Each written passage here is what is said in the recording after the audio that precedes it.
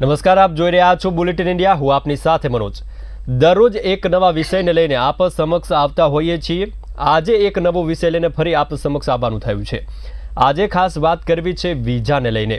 અનેક લોકો હોય છે કે જેમનું સપનું હોય છે વિદેશ જવાનું, વિદેશમાં સેટલ થવાનું, વિદેશમાં અભ્યાસ કરવા માટે જવાનું.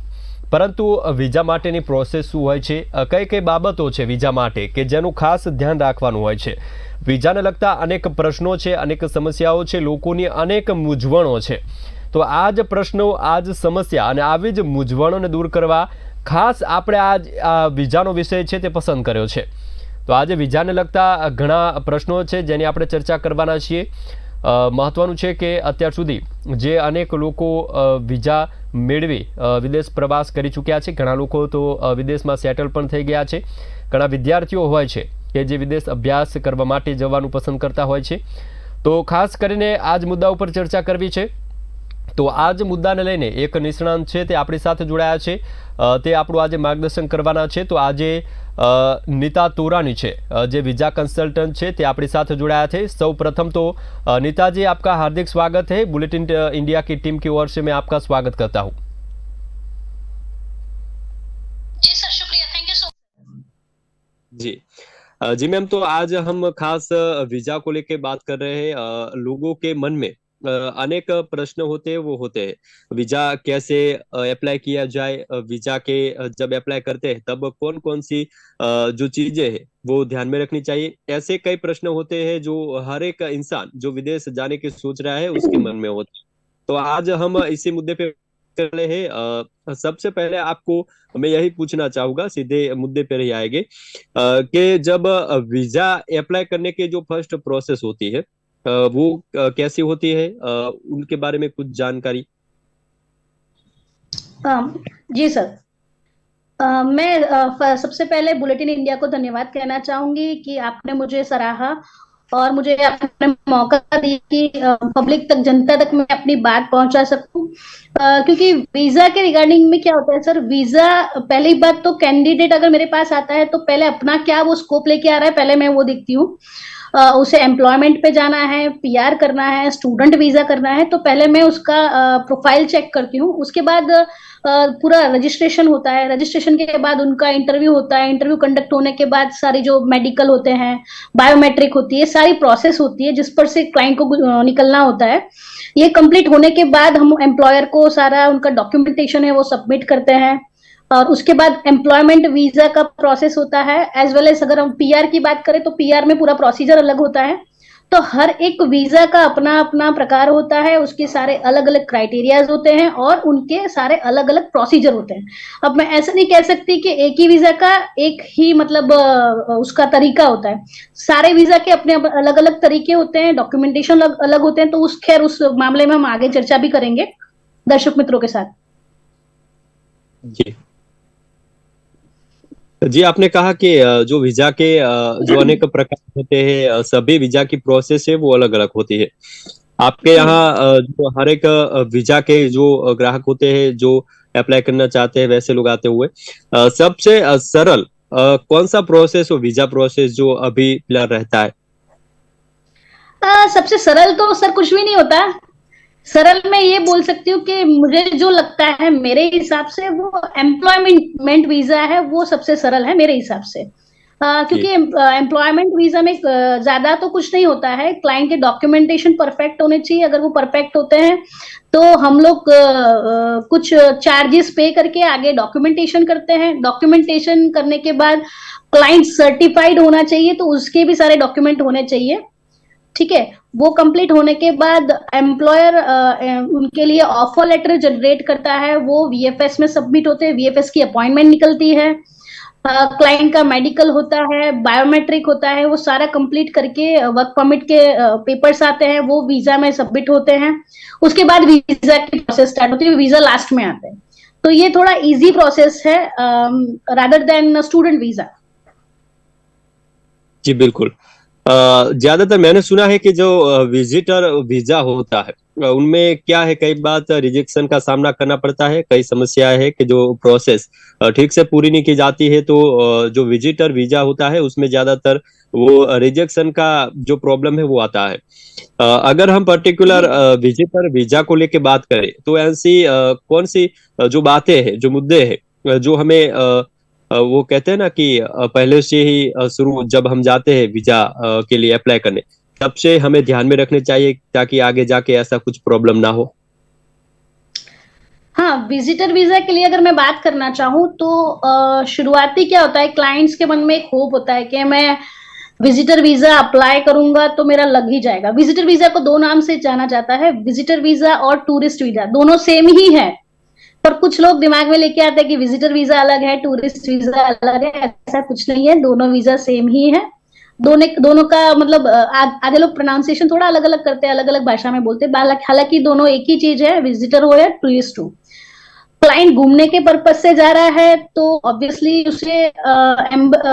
उसे इमिग्रेशन में यही दिखाना होता है कि जब इमिग्रेशन क्लियरेंस करने का वक्त आता है तो उसे यही दिखाना होता है कि मैं घूमने के लिए जा रहा हूँ। तो उसके लिए उसको कंट्री, उसकी होम कंट्री के साथ स्ट्रॉन्ग टाइज चाहिए होता है। Strong ties in the sense कि जैसे अगर मैं घूमने जा रहा हूँ तो इमिग्रेशन ऑफिसर को यही दिखाना होता है कि मैं घूमने जा रहा हूँ और मैं रिटर्न वापस आऊंगा। तो उसमें जो डॉक्यूमेंटेशन रहता है, उसमें जो मोस्ट इम्पॉर्टेंट जो डॉक्यूमेंट रहता है वो होता है कवर लेटर। ठीक है, उसके अलावा भी है, फंड्स भी होता है, प्रूफ ऑफ फंड्स होता है, कवर लेटर होता है, एयर टिकट होती है। और एयर टिकट में भी राउंड ट्रिप टिकट लगती है। राउंड ट्रिप टिकट मतलब आने और जाने की दोनों तरफ की टिकट लगती है। तो हमें इमिग्रेशन ऑफिसर को यही दिखाना है कि मैं जा रहा हूं और मैं 15 दिन में घूम के रिटर्न आऊंगा। उसमें आइटनरी भी लगती है, साइट सीन। आइटनरी मतलब साइट सीन। आइटनरी मतलब आप अगर सपोज दुबई घूमने जा रहे हो तो दुबई में कौन कौन सी जगह आप विजिट करेंगे। बुर्ज खलीफा है और काफी सारी मतलब दुबई में जगह है घूमने के लिए। तो वो सारे जो साइट सीन है वो साइट सीन टाइम के मुताबिक उसमें लिखे होते हैं कि मैं अभी लैंड हो रहा हूँ, फिर मेरा होटल बुकिंग है, आइटनरी है, प्रूफ ऑफ फंड्स है और कुछ कैश पैसे भी लेकर जाने होते हैं। सपोज के अगर वो दुबई जा रहा है तो उसके जो पैसे हैं, जो कैश है, वो दिरम में होने चाहिए। अगर वो क्लाइंट या कैंडिडेट यूरोप अगर जा रहा है विजिटर वीजा पे तो यूरोज यूरो उसके पास कैश होने चाहिए। तो अगर मैं डॉक्यूमेंटेशन की बात करूं तो proof of funds, ma'am, cover letter.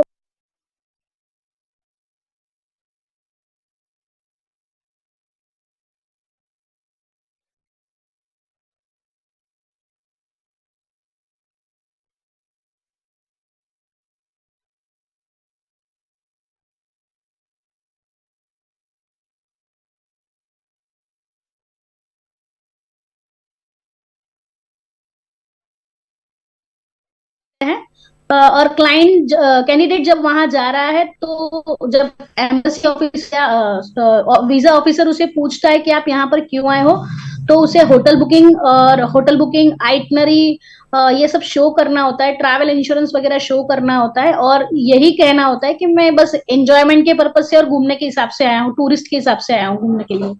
तो ये सारा शो करना होता है विजिटर वीजा पे। जी बिल्कुल। ज्यादातर जो आप इतने सालों से इन व्यवसाय के साथ जुड़ी हुई है, आपने आगे भी बताया कि वीजा है वो कई प्रकार के होते हैं, सभी की प्रोसेस भी डिफरेंट होती है। अभी फिलहाल इस साल की बात करें, पिछले 1 साल या 2 साल की, तो आपके पास सबसे ज्यादा किस प्रकार के वीजा की सबसे ज्यादा मांग है वो रहती है? हाँ, मैं ये अगर बात कहूँ तो जैसे मेरे पास एम्प्लॉयमेंट वीजा के ज्यादातर केसेस आते हैं। उसका रीजन है कि इंडिया में सैलरी स्केल थोड़ा कम है आउट ऑफ कंट्री के मुकाबले।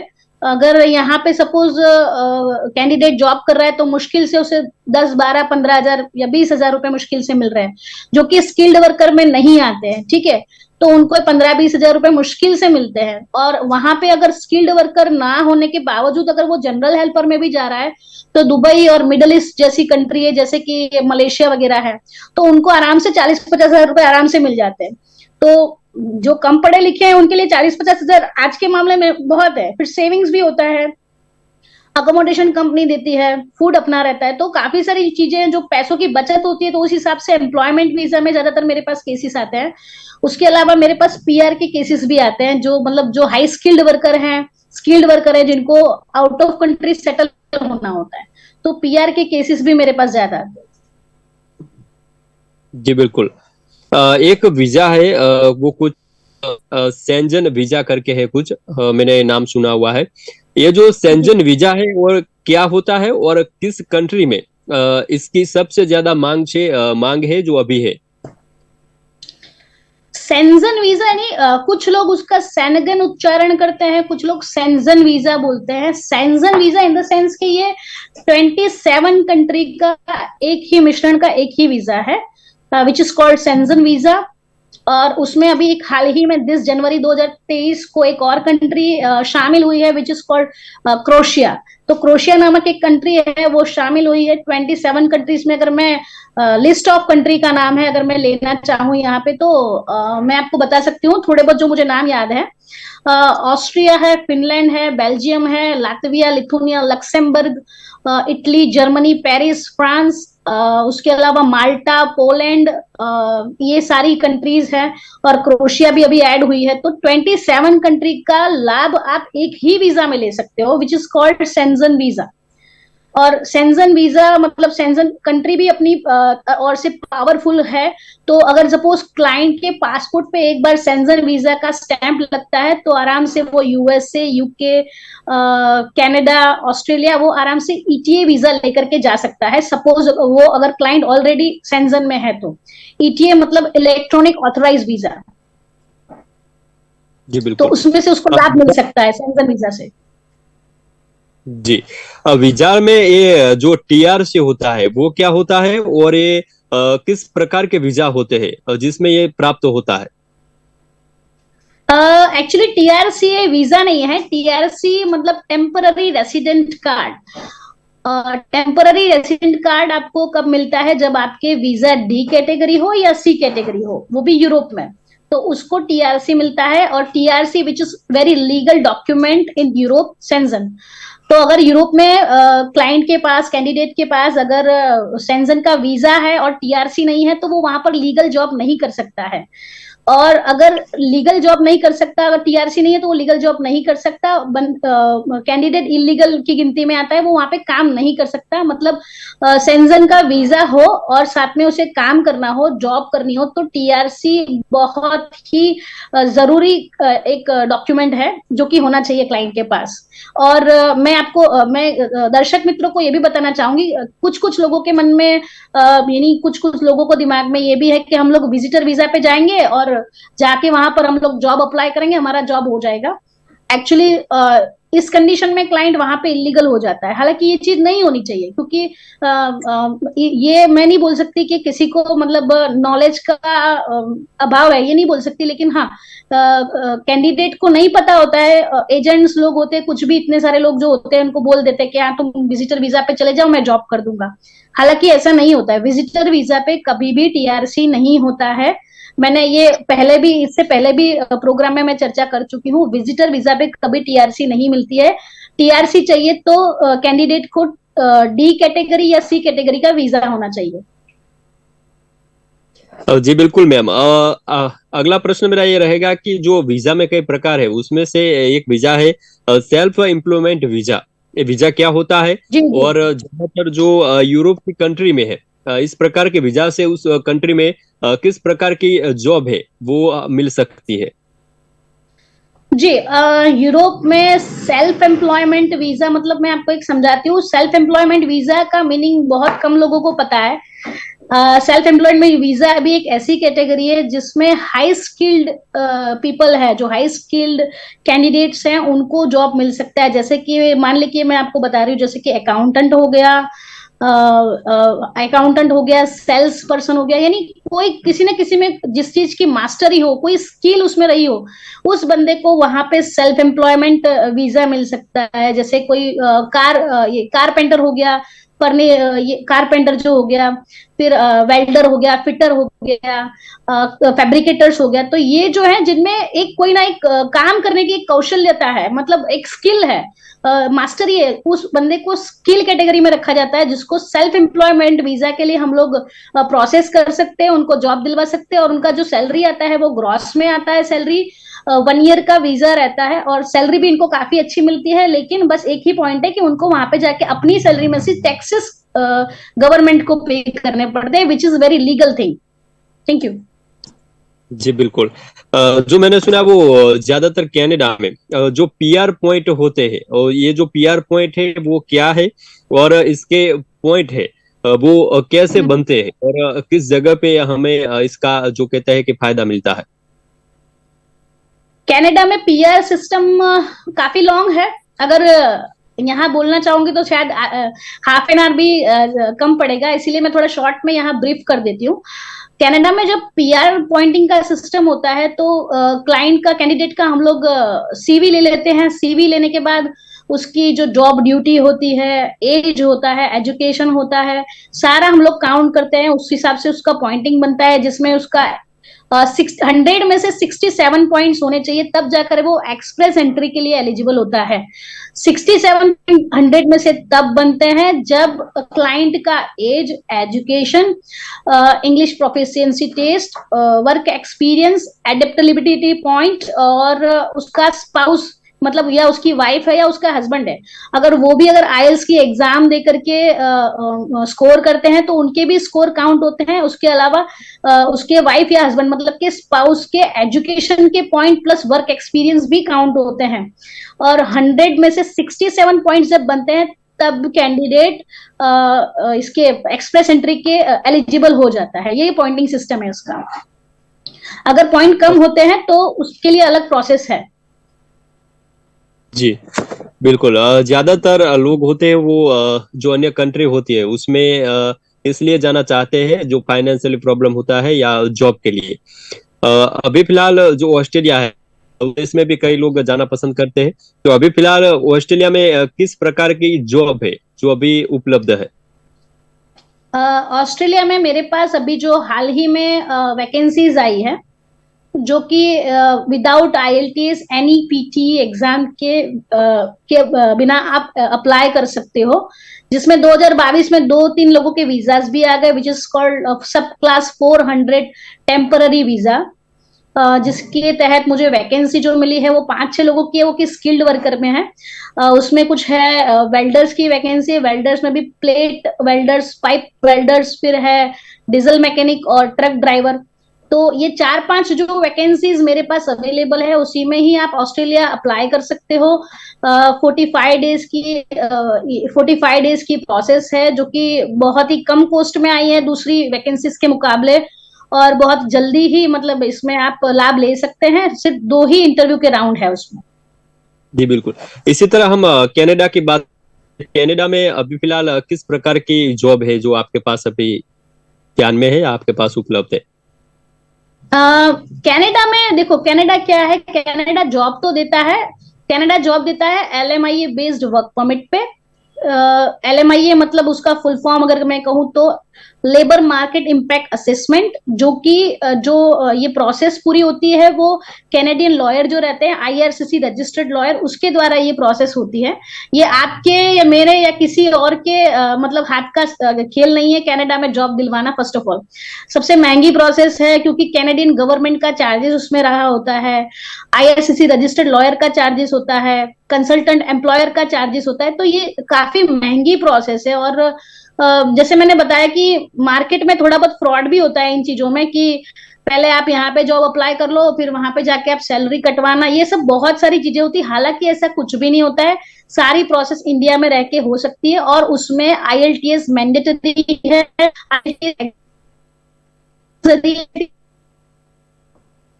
कनाडा में जॉब दिलाऊंगा, विच इज नॉट पॉसिबल, और इस चीज से प्रॉब्लम हो सकती है। सो कैंडिडेट से मेरी यही सलाह रहेगी कि अगर आपको ऐसा कुछ होता है, गुमराह होते हैं, तो प्लीज आप इन चीजों से बचिए। और कनाडा में जॉब अवेलेबल है, मेरे पास है, वो हाई स्किल्ड वर्कर के लिए जॉब है, IT फील्ड और कंप्यूटर साइंस के लिए। जी बिल्कुल। आपने आगे भी अपने उत्तर में ये जो जानकारी है वो दी है, पर अभी फिलहाल मैं विस्तार से इस प्रश्न पे थोड़ी माहिती चाहता हूँ। जो लोग सोचते हैं कि मुझे विदेश जाना है, विदेश में सेटल होना है, जॉब करना है, तो उसके लिए सबसे पहला प्रोसेस होता है वीजा का प्रोसेस, वीजा के लिए अप्लाई करना। तो सबसे महत्वपूर्ण डॉक्यूमेंट कौन से है जो वीजा के लिए अति आवश्यक है? उसके बिना जो आपका वीजा है वो आप अप्लाई नहीं कर सकते। अति आवश्यक डॉक्यूमेंट तो पासपोर्ट ही है। सबसे पहले अगर मैं बोलूँ तो पासपोर्ट ही आपका होना चाहिए, लेकिन पासपोर्ट भी देखा जाता है ईसीआर पासपोर्ट है या ईसीएनआर है। तो जब ईसीआर पासपोर्ट होता है, इमिग्रेशन चेक रिक्वायर, जो 10th बिलो आते हैं तो उनको काफी दिक्कतों का सामना करना पड़ता है। यूरोप जैसी कंट्री में होता है पीओडी करके एक इमिग्रेशन प्रोसेस होती है। अगर बंदा 10th फेल है और ईसीआर पासपोर्ट है तो हम लोग उसका पीओडी करवाते हैं। पीओडी विच मींस इमिग्रेशन का जो प्रोसेस होता है वो बंदा निकल सकता है, पर ये कॉस्टली होती है। इसीलिए मैं दर्शक मित्रों को यही सलाह दूंगी कि एटलीस्ट ईसीएनआर पासपोर्ट हो तो वो जल्दी कैंडिडेट वो जल्दी सेटल हो सकते हैं। और जैसे 5 इंग्लिश स्पीकिंग कंट्री है, जैसे ऑस्ट्रेलिया हो गया, कनाडा, यूके, न्यूजीलैंड, तो ये 4-5 जो कंट्री इंग्लिश स्पीकिंग कंट्री है उसमें अगर आपको सेटल होना है तो बकायदा एग्जाम देनी होती है, आईएल्स की एग्जाम पास करनी होती है, पीटी की ऑस्ट्रेलिया में देनी पड़ती है। उसके बाद स्किल असेसमेंट होता है ऑस्ट्रेलिया में, तो in the same way Canada में होता है वैस। तो दोनों की अपनी अपनी एक अलग अलग ये है, मतलब स्किल असेसमेंट होती है। Skill assessment in the sense कि अगर आपकी स्किल डिमांड में होगी तो ही आपको ऑस्ट्रेलिया एक हरी झंडी देगा, ग्रीन झंडी देगा, तब जाकर के आपका पीआर हो सकता है। अगर आपकी स्किल अगर वो डिमांड में नहीं है तो फिर वहां पे ऑस्ट्रेलिया में पीआर होना मुश्किल है। और उधर ऑस्ट्रेलिया में पीटी और जैसे आईएल्स के बैंड है वो हाई चाहिए। कनाडा में आईएल्स हाई तो नहीं, लेकिन depend on profile to profile होता है। तो जैसी प्रोफाइल वैसे इंग्लिश प्रोफिशिएंसी टेस्ट ये सारा देखा जाता है, उसके बाद ही हम लोग प्रोसेस कर सकते हैं। तो ये सारे काफी सारे डॉक्यूमेंट है और काफी सारी जैसे प्रोसेस है, उनको ध्यान में रखना होता है। जी। दूसरा एक जो शब्द है पीएमटी, इसके बारे में थोड़ा आपसे पूछना चाहूंगा। ये पीएमटी प्रोग्राम क्या होता है और इसका महत्व है वो क्या है? पीएनपी मतलब प्रोविजनल नॉमिनी प्रोग्राम। जब कैंडिडेट के 100 में से 67 पॉइंट नहीं बनते हैं या सीआरएस पॉइंट कट ऑफ के तक नहीं पहुंचते, जैसे अभी जो हाल ही में 2023 का जो लेटेस्ट ऑफ हो गया 490 490 एक्सप्रेस एंट्री का कट ऑफ था। तो जब क्लाइंट कैंडिडेट का सीआरएस स्कोर 490 तक नहीं पहुंच रहा या लेटेक्स के जो पॉइंट्स है वो कम हो जाते हैं सीआरएस के, तो उसको हम लोग प्रोविजनल नॉमिनी प्रोग्राम, मतलब कि सस्कैचुअन, अल्बर्टा जैसे प्रोविजनल नॉमिनी प्रोग्राम में है। क्लाइंट को हम उन चीजों का प्रोसेस हम लोग उसी प्रोसेस के, जैसे अल्बर्टा है तो अल्बर्टा में 300 पॉइंट का सीआरएस चल रहा है वहां पे कट ऑफ। तो क्लाइंट को हम अगर 400 नहीं 300 पॉइंट करके अल्बर्टा में हम लोग क्लाइंट की फाइल प्रोसेस कर सकते हैं पीआर के लिए। तो ये पीएनपी होता है, प्रोविजनल नॉमिनी प्रोग्राम। ओके, ठीक है। आप पिछले कई सालों से इस व्यवसाय और ये जो प्रोसेस है उसमें जुड़ी हुई है। ज्यादातर आपके पास जो समस्याएं आती है, प्रश्न आती है जो वीजा प्रोसेस को लेकर, कि वीजा प्रोसेस किया है उसमें ये गलती हो गई है, कि ज्यादातर किस प्रकार की गलतियां है वो लोग जो प्रोसेस के लिए करते हैं? हाँ, ये आपने बहुत ही अच्छा पूछा मुझे। ज्यादातर क्या गलती करते, तो क्लाइंट कभी कभी मेरे पास आते हैं और मुझे बोलते हैं मैडम मैंने पिछली बार इस कंसल्टेंट से उस कंसल्टेंट से मैंने प्रोसेस करवाया, उसने मुझे बोला मेरा प्रोसेस स्टार्ट कर दीजिए और सैलरी में से मेरा पैसा कट जाए, ये कट जाए, वो कट जाए, और वहां पे जाके आधे पैसे देने, यहाँ पैसे देने। तो ये काफी सारा बड़ा मुझे मुश्किल सा प्रश्न लगता है। जब सारी प्रोसेस यहाँ होनी है, वीजा यहाँ देने हैं, तो मुझे नहीं लगता कि ऐसी कोई चीज बनी है या ऐसा कोई लॉ बना है जो यहाँ पे आधे पैसे दो, वहां पे आधे सैलरी कटवाओ, ये कटवाओ, वो कटवाओ। ये सारे चीजों में फ्रॉड होने के बहुत चांसेस होते हैं। तो मैं काफी सारा क्लाइंट को ये भी समझाती हूँ। और क्लाइंट के दिमाग में एक और चीज होती है कि विजिटर वीजा, मैडम मैं विजिटर वीजा पे चला जाता हूँ और मेरा वहां पे जॉब हो जाएगा इजीली। मैं क्लाइंट को समझाती हूँ कि visitor visa is equal to tourist visa. तो ये आप घूमने के लिए जा रहे हो, घूमने के पर्पज से जा रहे हो, अगर आप वहां पे लॉन्ग स्टे रहते हो तो आप इलीगल हो जाओगे या डिपोर्टेशन का चांसेस हो सकता है। और इस वीजा पे आप जॉब नहीं कर सकते हो, ये लीगल लॉ। अगर कोई कंपनी का बॉन्ड है कि विजिट टू एम्प्लॉयमेंट, अगर विजिटर वीजा पर जाकर के मैं एम्प्लॉयमेंट वीजा उसको कन्वर्ट हो जाएगा, कंपनी अगर रिस्क उठाती है तो आप कर सकते हो। अगर कंपनी अगर आपको कोई अनलेस एंड अनटिल कोई जान पहचान वाला हो नहीं हो तब तक आपका काम नहीं हो सकता, या फिर किसी रजिस्टर्ड या लाइसेंस बेस्ड कंपनी के साथ आप नहीं जाते हो, तो ये खास देखिए। जी तो बिल्कुल ये सारी प्रॉब्लम लेके मेरे पास क्लाइंट आता है। जी। आज जो हमने विषय लिया है वीजा, वो तो वैसे तो बहुत लंबा विषय है। कई ऐसे मुद्दे हैं जो वीजा को लेकर जिस पे हम चर्चा कर सकते हैं, परंतु हमारे पास समय की भी थोड़ी अवधि है। इसलिए आशा रखते हैं कि आज हमने जिस भी मुद्दे पे चर्चा की है, जो प्रश्न के आपने जवाब दिए हैं, वो हमारे दर्शक मित्रों को वीजा प्रोसेस के लिए कहीं भी जो कह सके कि वो हेल्पफुल साबित होगे। सबसे पहले नीता जी, आप अपना जो कीमती समय देके हमारे साथ जुड़ी है, सबसे पहले आपका मैं धन्यवाद करना चाहूंगा। મિત્રો, આજે એક ખૂબ જ સરસ વિષય ઉપર આપણે ચર્ચા કરીએ છીએ વિઝા માટે શું જરૂરી છે, વિઝા જે બનાવતી વખતે એપ્લાય તે કયા કારણો છે તેના કારણે વિઝા રિજેક્ટ થતા હોય છે, અનેક સમસ્યાઓ છે વિઝાને લઈને કે જે વિઝા એપ્લાય કરતા હોઈએ છીએ ત્યાં સામે આવીને ઊભી રહેતી હોય છે। તો આજે પ્રયાસ કર્યો છે મોટા ભાગના પ્રશ્નો છે તેના નિરાકરણ માટેનો। આગળ પણ આવા જ વિષય લઈને આપ સમક્ષ આવતા રહીશું, પરંતુ અત્યારે મને રજા આપશો। નમસ્કાર।